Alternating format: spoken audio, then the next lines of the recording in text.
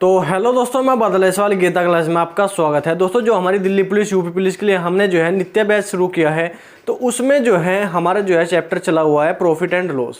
तो profit and loss का जो है हमारा एक क्लास हमारी हो चुकी है, आज दूसरी क्लास है, जिसमें कि पहली क्लास में हमने देखा बेसिक चीज़ सभी समझी कि कैसे हम प्रॉफिट निकाल सकते हैं, कैसे हम लॉस निकाल सकते हैं, क्या प्रॉफिट होता है, क्या लॉस होता है। तो उसी प्रकार आज जो है दूसरी क्लास है, बहुत ही इंपॉर्टेंट क्वेश्चन के साथ मैं आपको आज भी हाजिर हूँ आपके लिए। तो देखते हैं हम आज के हमारे क्वेश्चन क्या है।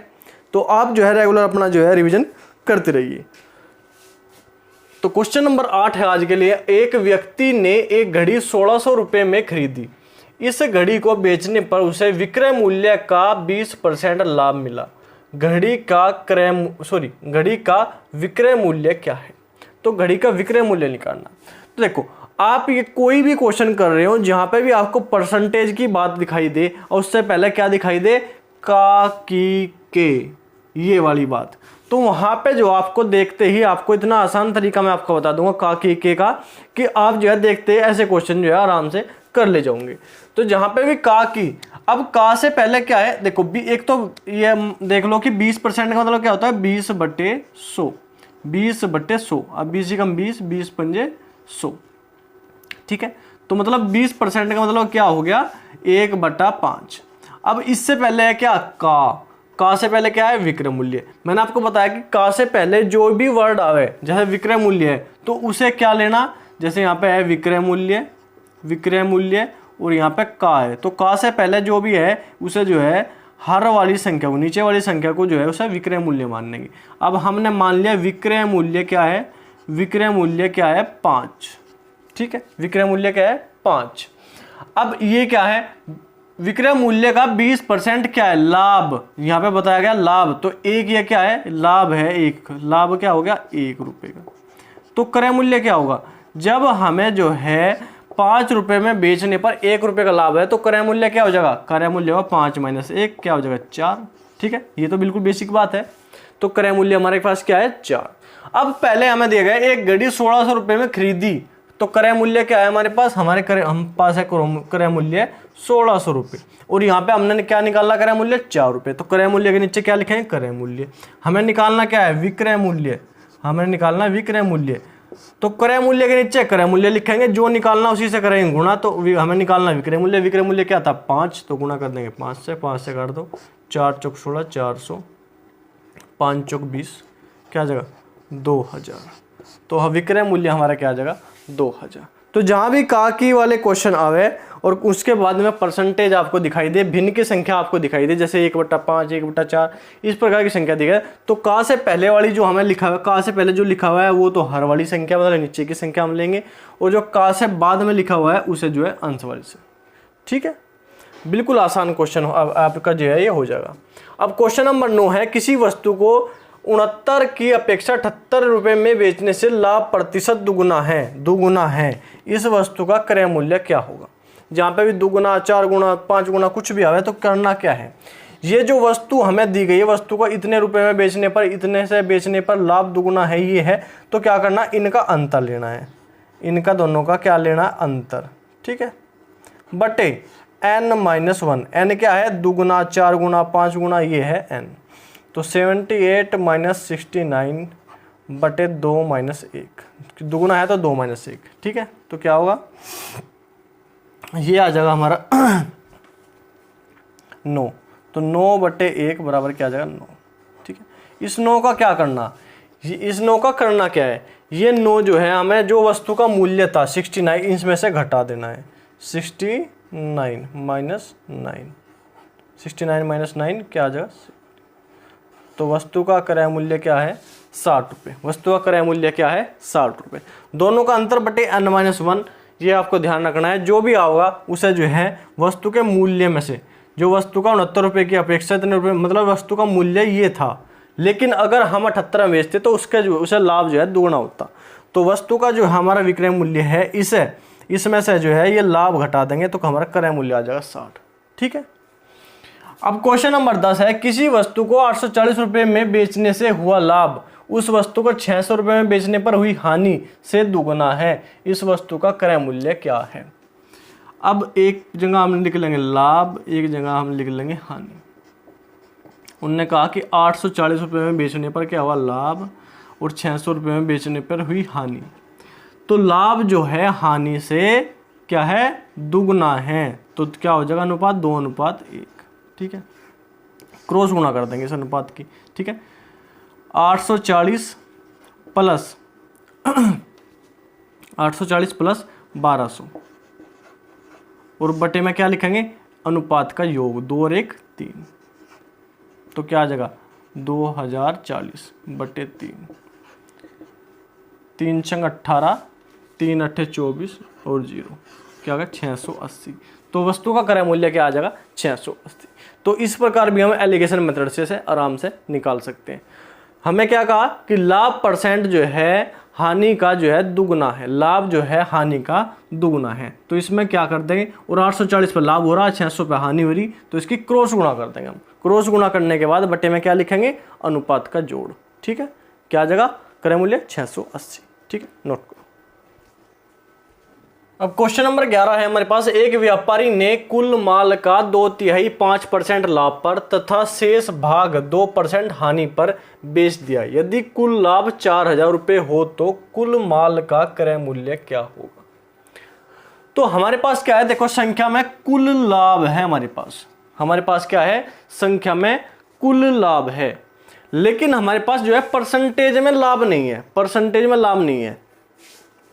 तो हमारे पास जो है परसेंटेज में लाभ नहीं है, तो परसेंटेज में लाभ निकालेंगे सबसे पहले। तो देखो इन्होंने क्या कहा, एक व्यापारी ने कुल माल का 2/3 का मतलब क्या है, 2/3 का मतलब ये है कि 3 में से 2 हिस्से पर 5% लाभ हुआ। जब उसने 2/3 की बात कर दी तो हमारे पास हमें ये पता चल गया कि कुल हमारे पास 3 भाग कोई कार्य है या कुल माल है, तो उसमें से 2 भाग पर उसने जो है 5% लाभ प्राप्त किया। तो लाभ को जो है प्लस के चिन्ह के साथ लिखेंगे, +5 और +5 2 भाग पर।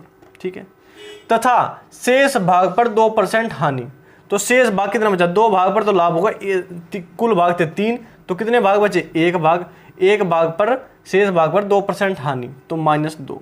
ठीक है, अब क्या करेंगे देखो, और बटे में क्या करेंगे, बटे में क्या करना हमें, जो कुल भाग जितने भाग है वो लिखना है कुल भाग।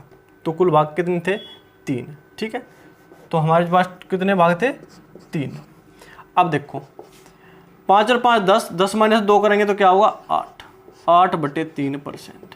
तो हमारे पास जो है जो कुल लाभ था परसेंटेज में वो भी आ गया। अब हमें क्या करना, कुल लाभ के नीचे परसेंटेज 8.3%, 8 बटे 3% बराबर किसके है 4000 के। जहां भी संख्या के बराबर परसेंटेज हो तो क्या करना, ऊपर संख्या नीचे परसेंटेज, 3 यहाँ पे ऊपर चले जाएगा, तो क्या आ जाएगा 4000 गुणा 3 बटे 8। ठीक है, तो क्रय मूल्य हमें निकालना है, काट देंगे 8 पंजे 40, 500, 5 ते 15 क्या आ जाएगा, सॉरी हमें क्या निकालना क्रय मूल्य निकालना। तो क्रय मूल्य निकालने के लिए क्या करें गुणा 100। ठीक है, तो क्या होगा 15 और 2 0। ठीक है, तो हमारा कुल क्रय मूल्य क्या होगा, कुल क्रय मूल्य हमारा होगा क्या, इकाई, दहाई, सैकड़ा, हजार, 10,000, लाख। ठीक है, 1,50,000 मतलब 1.5 लाख। तो हमें यही करना है। देखो कुल लाभ हमें जो है संख्या में दिया गया था, लेकिन परसेंटेज में हमें नहीं पता था, हमने जो है कुल लाभ परसेंटेज में निकाल लिया।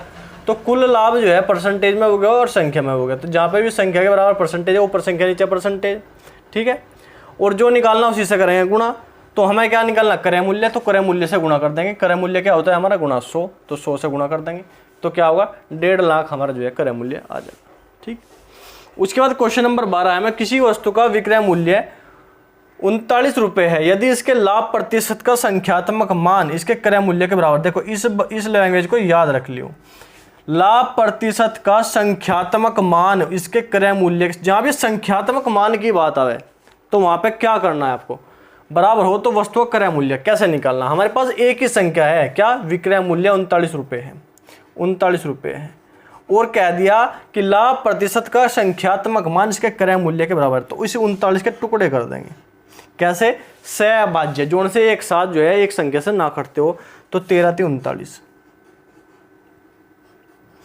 और जो छोटा टुकड़ा है उसमें कर देंगे गुणा 10, छोटे टुकड़े में क्या करेंगे गुणा 10, तो क्या आ जाएगा 30। और ये जो है 30 आया, यही क्या है, यही हमारा जो है क्रय मूल्य हो जाएगा। क्या करेंगे, इसके सहअभाज्य जो एक साथ एक संख्या से ना करते हो ऐसे टुकड़े करेंगे, और जो छोटी वाली संख्या है टुकड़ा करने के बाद जो छोटी संख्या होगी उसमें जो है 10 से गुणा कर देंगे। गुणा करने के बाद जो होगा वही हमारा क्रय मूल्य होगा। ठीक, अब क्वेश्चन नंबर 13 हमारे पास, एक व्यक्ति द्वारा दो वस्तुओं में से प्रत्येक को 4000 रुपये में बेचने पर न लाभ होता है न हानि। यदि वह एक वस्तु को 25% लाभ पर बेचे तो दूसरी वस्तु को कितने प्रतिशत हानि पर बेचना होगा। न लाभ हुआ न हानि हुई, मतलब वस्तु को अगर प्रत्येक वस्तु को 4000 रुपये में वो बेचे तो उसे न लाभ हो रहा न हानि हो रही, और एक वस्तु को उसने 25% लाभ पर बेच दिया तो दूसरी वस्तु को कितने % हानि पर बेचना पड़ेगा, ये बात हुई। ठीक है, अब 25% लाभ पर हमें जो है उस वस्तु बेची उसने, तो जो 25% लाभ दिया गया वो लिखेंगे बटे।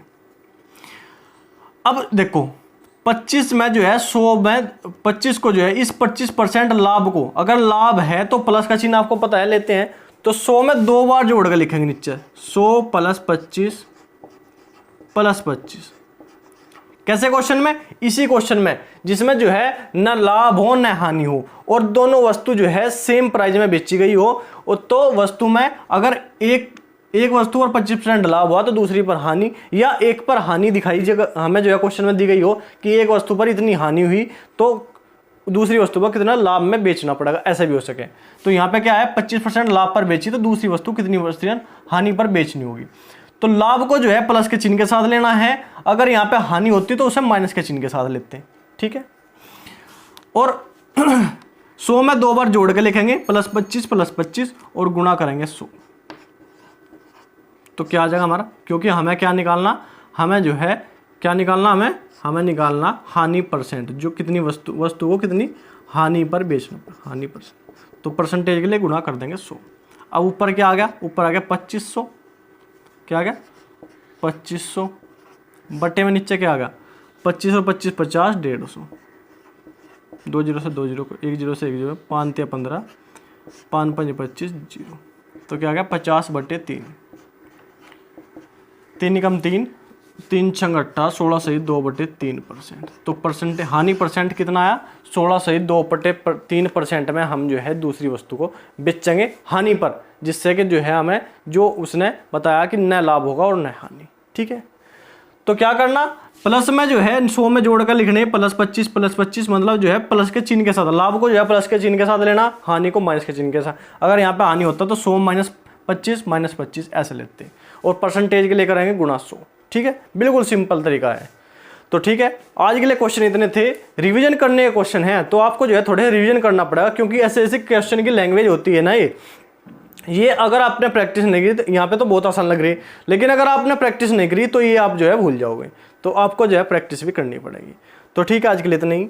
अगर क्वेश्चन आपको समझ में आया, डिस्कशन आपको अच्छा लगा, वीडियो आपको अच्छी लगी, पढ़ाने का तरीका आपको अच्छा लग रहा, समझ में आ रहा है क्वेश्चन, तो वीडियो को लाइक करो, चैनल को सब्सक्राइब करो और कमेंट करके जो होता है वीडियो आपको कैसी लग रही।